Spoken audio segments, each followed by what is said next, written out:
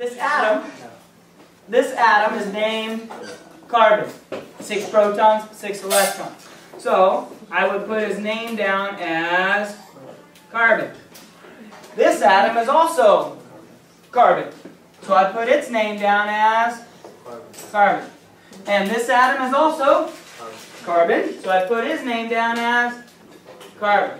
But we have to be careful because not all these atoms are exactly the same. They have a different number of neutrons. So what I'm going to do is I'm going to put its name, and then after it I'm going to put a number after the name. So I need to decide what number to put.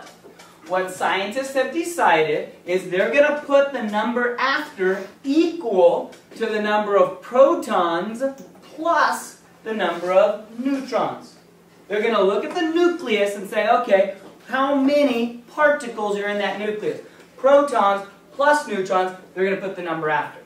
This one was carbon with 6 protons and 6 neutrons. So in the nucleus there are 12 particles, 6 protons, 6 neutrons. So we would call this carbon 12. Over here, 6 protons, but on this one we had 7 neutrons. So in the nucleus there are 13 particles, 6 protons, 7 neutrons. So we call this one carbon 13. 6 protons, 8 neutrons. So in the nucleus the total number of particles is 14. 6 plus 8. Carbon 14. So whatever the element is, you put its name, and then however many particles in the nucleus, protons plus neutrons, the number goes after. Name with a number after. An isotope is an atom of the same element with a different number of neutrons. And what we're going to do is we're going to write the name of the element. So I'm going to put name down. Notice we skipped a bunch of stuff and we went down to isotope notation. Isotope notation.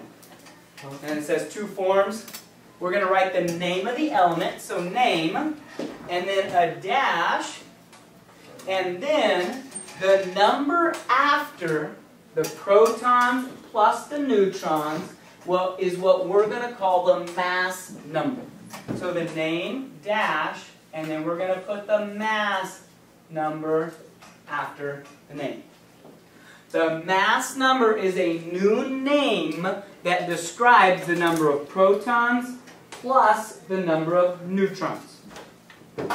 How many particles are in the nucleus. So, now that we know what mass number is, the number of protons plus the number of neutrons, up here, next to mass number equals, I'm going to put number of protons plus number of neutrons. That's the mass number. You're looking at one individual atom and looking at the nucleus of that individual atom and totaling the number of protons plus the number of neutrons. Alright? Now, sometimes we don't want to write out the name with the mass number. Sometimes we want a symbol instead of the name. Carbon symbol on the periodic table is a capital C, so I would write for carbon a capital C. For this carbon, I would write a capital C, and for this carbon, I would write a capital C. So here's what scientists have decided. They've decided the top left is going to include the mass number, which is the number of protons plus the number of neutrons. So the top left would be a 12, the top left would be a 13, and the top left would be a 14. Number of protons plus the number of neutrons, everybody in the nucleus. The bottom left number is reserved for just the number of protons. So here, this would be carbon with a 12 up here and a 6 on the bottom because there are 6 protons. This would be a 13 because there's a total of 13 particles, but there are only, careful, 7 neutrons, but how many protons? 6. And number of particles is 14, but how many protons? 6. Remember, the number of protons for carbon does not change, because they are all carbon atoms, and that's the definition of a carbon atom, is it has 6 protons. But these are atoms with a different number of neutrons, so we call them isotopes. So notice on the bottom of our two forms of isotope notation. One is you put the name and the mass number after. The other is you put the symbol with the mass number up here and the atomic number down here. And the second way we can write it, notice the isotope notation has 2 forms. One is the name with the dash and the mass number. The next is the symbol. For the symbol, I'm just going to put a nice big X. Just like in algebra, when that X is different things, in our case, X might be a big C for carbon. It might be a big M and a little g for magnesium. It might be a capital A and a lowercase l for aluminum. That X can change every time. And according to what we did back there, this top left is supposed to be the mass number. That's the total number of particles in the nucleus. And down here is going to be the atomic number. Atomic number. Now what that means is the mass number, that's the number of protons plus the number of neutrons. So on the top, the mass number is just the number of protons plus the number of neutrons. On the bottom, the atomic number, carbon is number 6 because it has 6 protons in the nucleus. The atomic number is just the number of protons. So the mass number on the top left, the atomic number on the bottom left, and if there happens to be a charge, which we'll talk about later, we will put the charge there. Alright, now we have a couple more lines to fill out. An isotope. An isotope, we're going to write same element, atoms.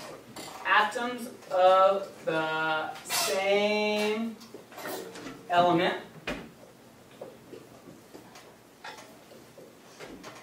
with a different number of neutrons.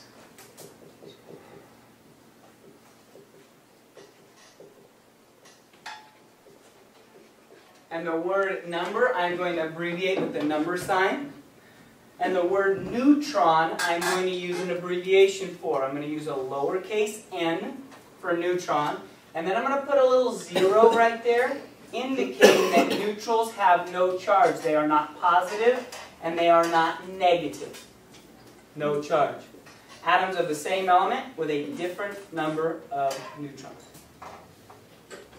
And then finally, the last thing we're going to do is put notes for the second line of mass number. The most common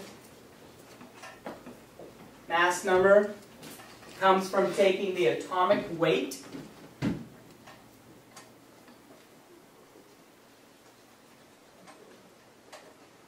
rounded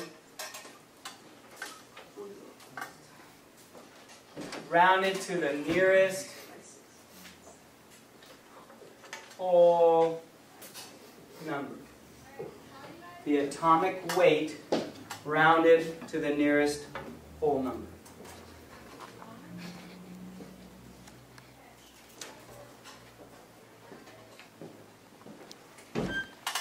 Today we're looking at isotopes. Isotopes are atoms of the same element. Atoms of the same element with a different number of neutrons. That means the number of protons are the same for the two atoms.